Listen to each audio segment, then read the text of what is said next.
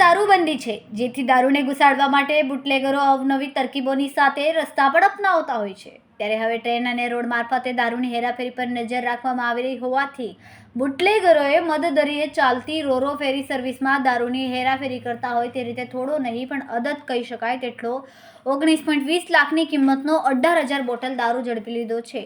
State monitoring સેલને મળેલી બાતમીના આધારે હજીરા રોરો ફેરી પાર્કિંગમાં આઈસર ટેમ્પોના બોઇલરમાંથી દારૂ ઝડપી પાડ્યો હતો।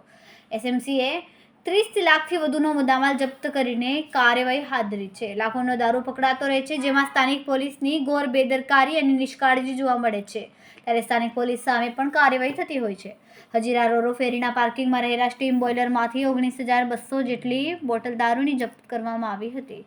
2 આરોપી પકડાયા છે, જેમાં હુસેન મહબૂબ નદાફ અને હીરાલાલ બાદશાહ નડાફ નામના 2 ઇસમોને ઝડપી લેવામાં આવ્યા છે। બંને આરોપીઓના ફોન પણ જપ્ત કરવામાં આવ્યા છે। દારૂનો જથ્થો વિરાર મુંબઈ મહારાષ્ટ્રથી મોકલવામાં આવ્યો છે। દારૂનો જથ્થો ગીર સોમનાથ વેરાવળ ખાતે મોકલવાનો હતો।